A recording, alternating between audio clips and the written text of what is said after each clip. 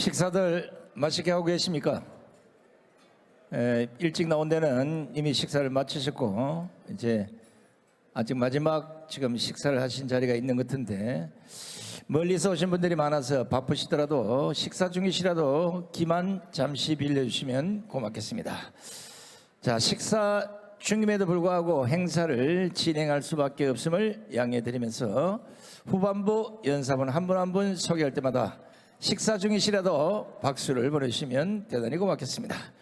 자, 후반부 첫 번째 연사는 우리 부산 대표 고신대 이성구 박사님을 모시겠습니다. 큰 박수 보내주시기 바랍니다.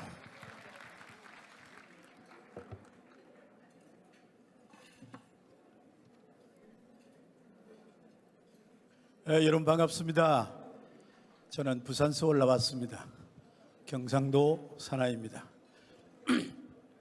경상도 사람은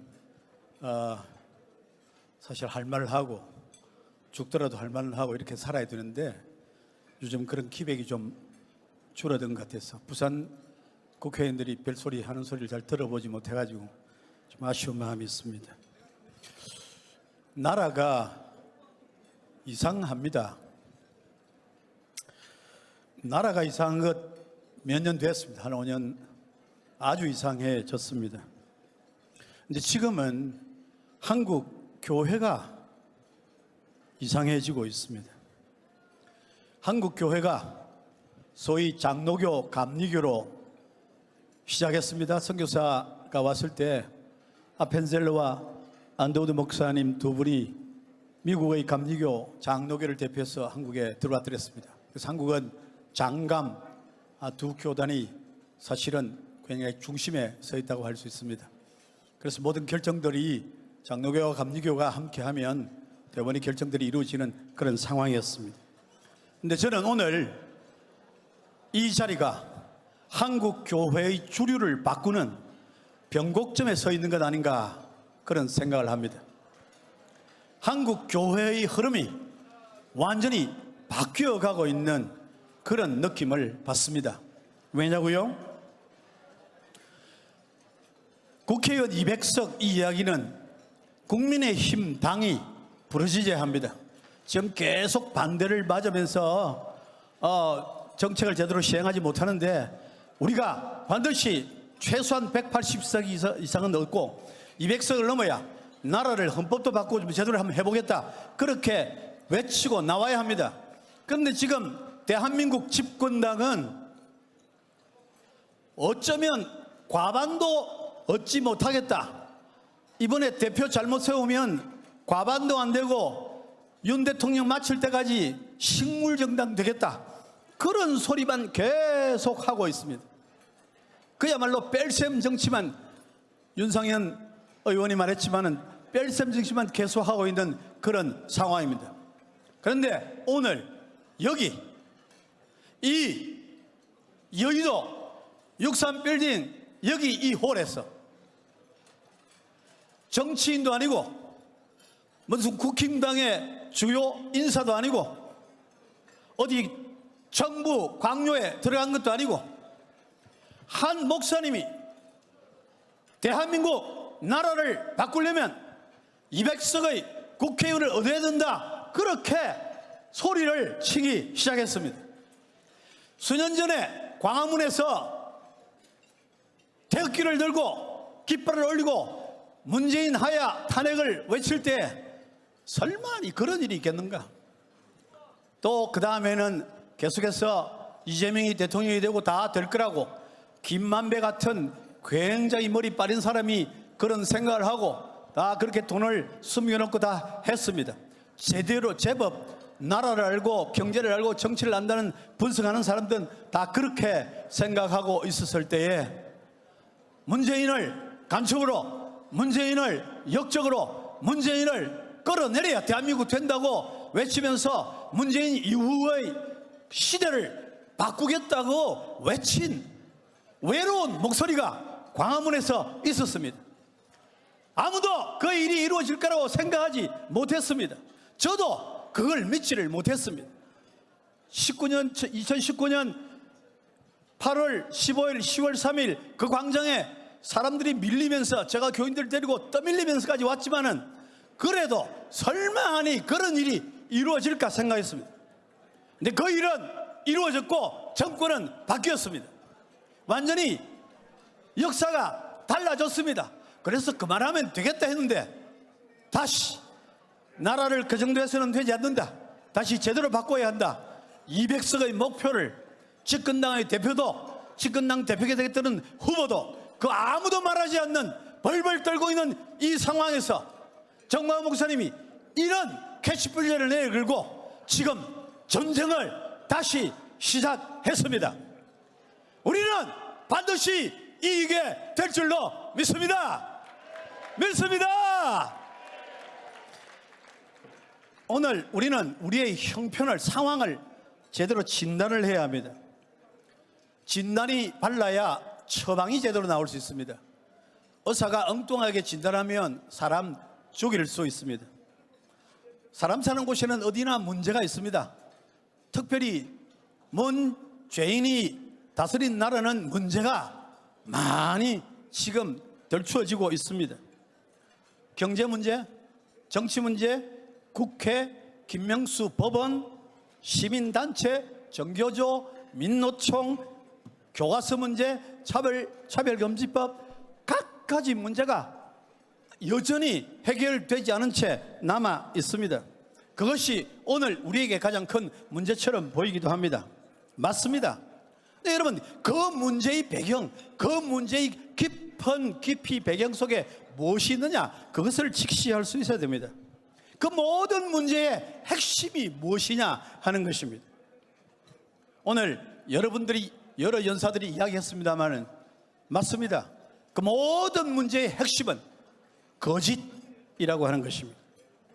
거짓이라는 악이 오늘 우리 사회, 대한민국, 심지어는 교회까지 좀먹고 있습니다. 대한민국 지금은 거짓이 판을 치는 그런 시대입니다. 속임수가 진실을 뒤덮고 있습니다. 전직 대통령, 야당 대표, 야당 대변인을 비롯한 그 모든 잘난 사람들이 전부 거짓말을 밥 먹듯이 하고 있습니다.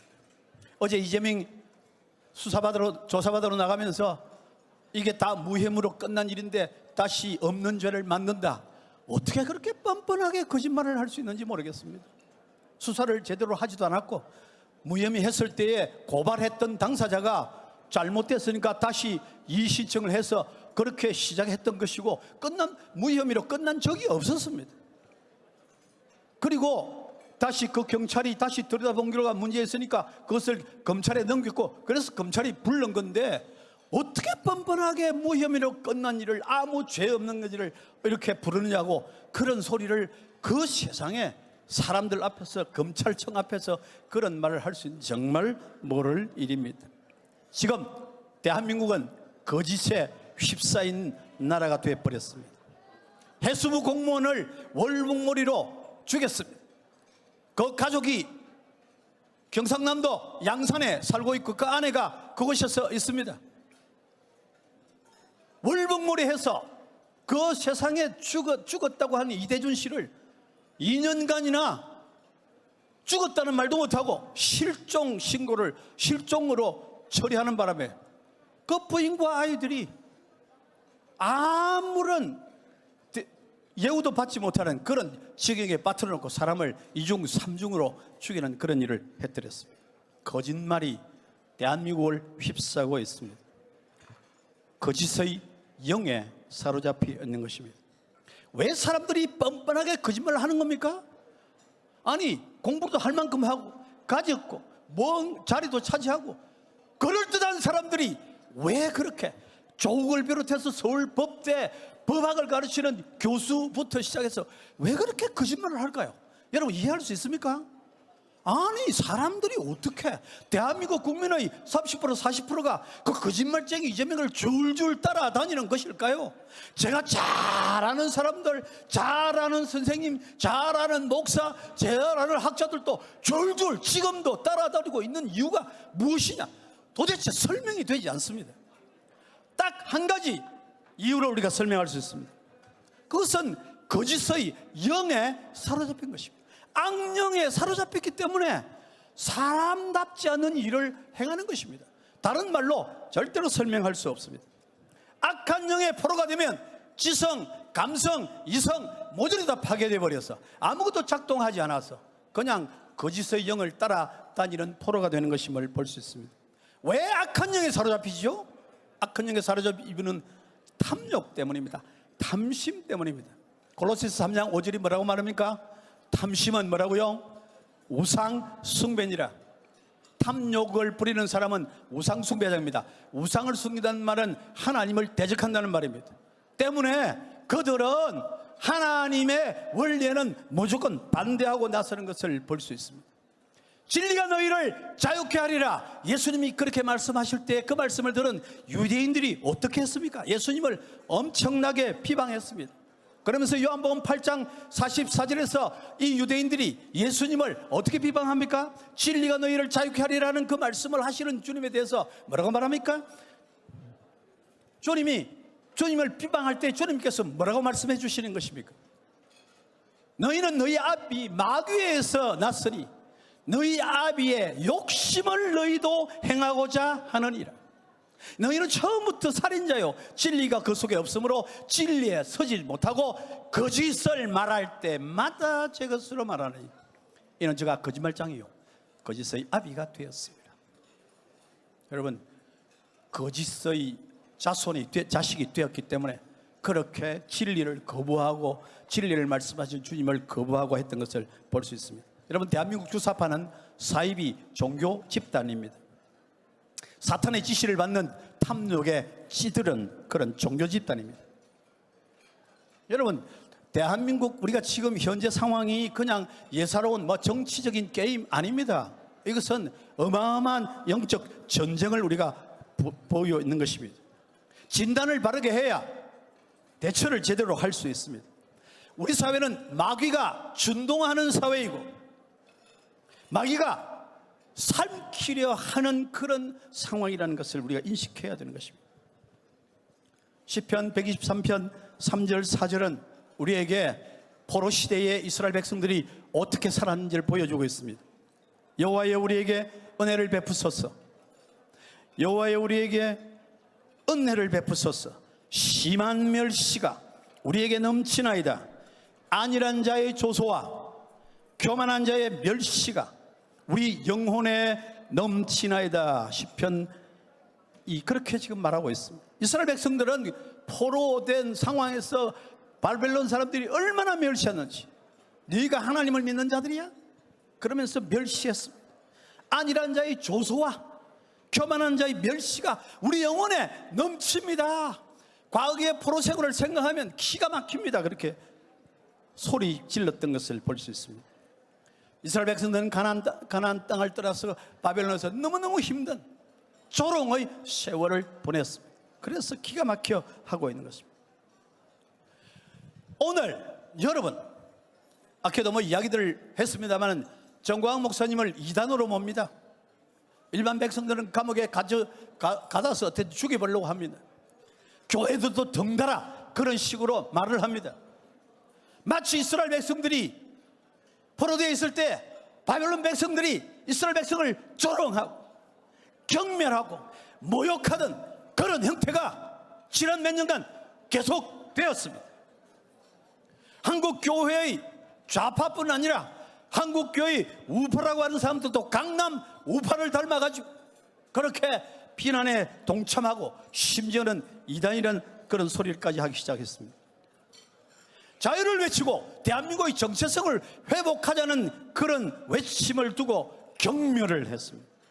지금도 경멸하려고 안달을 부리고 있습니다. 시편 137편 상황이 지금 우리에게 임하고 있다는 것입니다. 사랑하는 믿음의 동력자 여러분, 오늘 이런 상황에서 우리가 어떻게 해야 됩니까? 상황을 파악했으면, 악한 영이 지배하는 세계임을 알았으면, 오늘 한국 교회 안에도 악한 영이 스며들어서 교회를 완전히 힘을 빼게 하고 죽이는 그런 일이 벌어지고 있는 이때에 그럼 어떻게 해야 되는 것입니까? 데살로니가서 5장 22절이 뭐라고 말하죠? 악은 모든 모양이라도 버리라. 그런즉 너희는 야고보 4장 7절이 뭐라고 합니까? 하나님께 복종할지어다 마귀를 대적하라. 여러분, 뭐 교회가 포용해야죠, 적당히 해야죠, 그렇게 이야기합니다. 아니, 교회가, 목사가 그런 소리 할 수 있느냐, 그런 식으로 말합니다.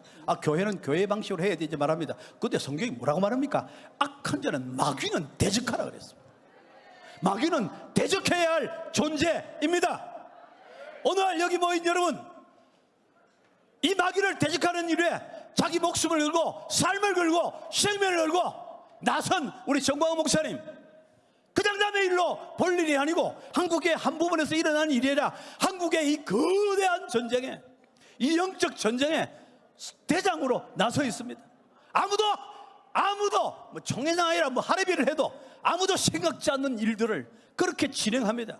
마귀를 대적하는 전면에 나서 있습니다. 함께 이 마귀와의 전쟁에 나서서 마침내 국회를 무너뜨리고 새로운 역사를 만드는 일에 함께 동참해 주시기를 간절히 바랍니다. 감사합니다. 네, 대단히 고맙습니다. 우리 열별대신 이성구 교수님께도 여러분 감사의 박수를 보내주시기 바랍니다.